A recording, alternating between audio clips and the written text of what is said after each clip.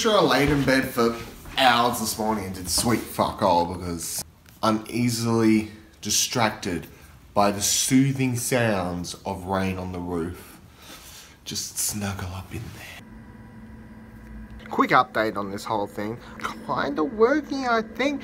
In the long run, I think I'm going to have to do a lot of work on this because something's obviously not right. But that's okay. I kind of wanted to do some work on it anyway.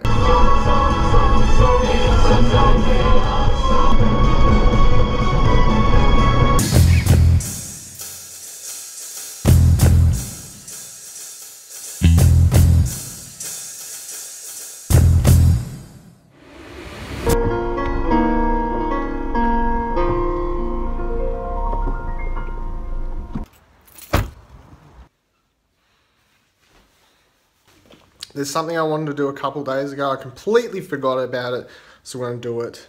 I'm gonna do it now. Well, maybe not right now, but now. December 13th, 2016, I published Rogue One: A Star Wars Story 5 predictions. I remember what one of them was. Let's look at all of them and see what I got right and what I got wrong.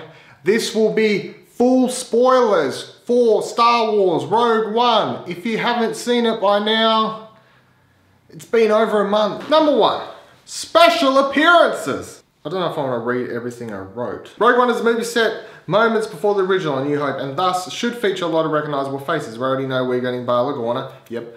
Mon Mothma, yep. But who else should we expect? On the Empire side of things, one person that makes perfect sense to appear in Rogue One's Grand Moff Tarkin. And he did. Cha-ching! Now he ends up in charge of the Death Star, ultimately going up in it. Uh-oh, spoilers. So his appearance makes perfect sense. But to add to that, Tarkin is featured heavily in the Rogue One prequel novel Catalyst. A lot of eagle eyes. The other two I expect to make short appearances from the Empire side of things are the Emperor himself. No Emperor, disappointingly. And Maz Amida. Not disappointingly. Over on the Resistance side, there are 3 obvious appearances we need. Princess Leia herself, Cha-ching, she did make an appearance, R2-D2 and C-3PO, Cha-ching, they both showed up. The cameo I liked the least. Show her receiving plans for the Death Star in the final moments of the film. Have the 2 droids by her side and it'll be perfect. 2 droids weren't seen by her side, but she is seen, literally seen receiving Death Star plans, and then the film ends, so. Number 2! No crawl, my predicted opening. We've been told there will be no opening crawl, so how will Rogue One open? I have had this particular opening in my head now for a few weeks. A long time ago, in a galaxy far, far away. But this time, we don't have that memorable John Williams score opening to the crawl. We have a new piece of music by Michael I can never say his name, Giacchino?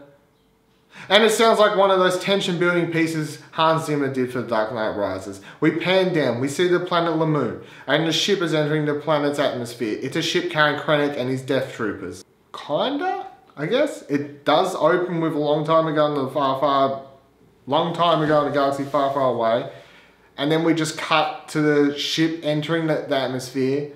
It is Lamu. I knew the planet's name from the Rogue One prequel novel. But there's no, I kind of just expected the movie to open with a big, like Dark Knight Rises playing Bane, like build and then fucking epic and shit happens. It doesn't do that.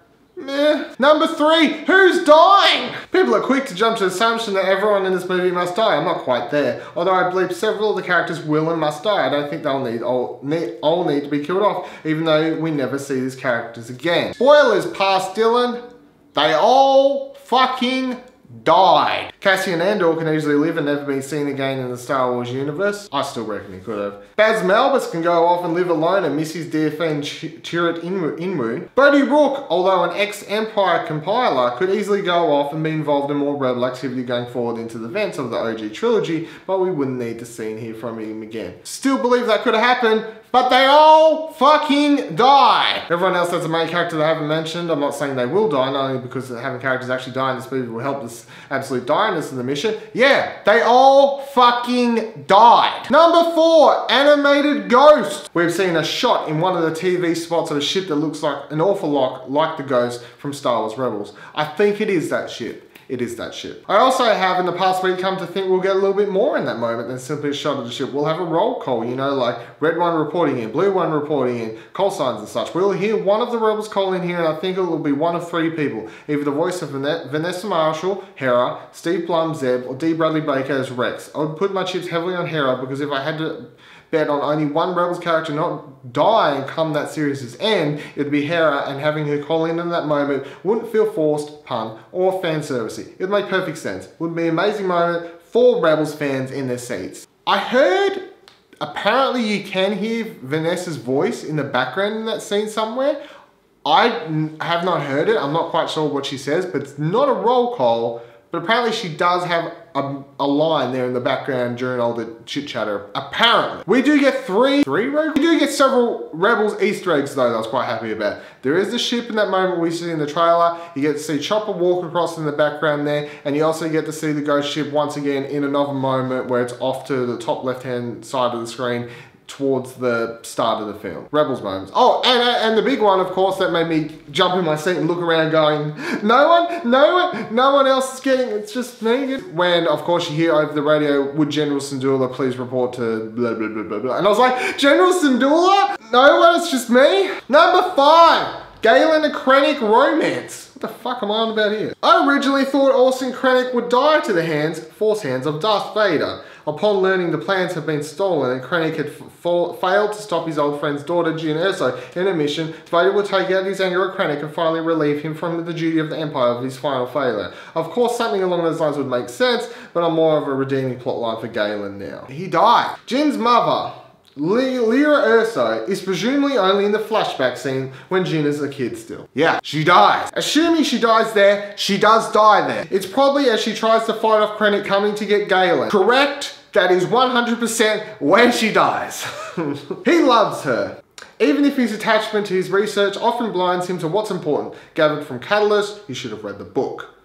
I think in this, Galen would eventually get his moment and his revenge for Lyra. I'd like to see Galen make a sacrificial move, save Jyn, take down Krennic and himself. It's not that Galen needs redeeming, but if he has to die, which he kind of does, I'd like to see him go down in a more heroic way, in a way that has him make a big final statement against the Empire and the Emperor. Not really, he doesn't, I mean, well, let's be fair.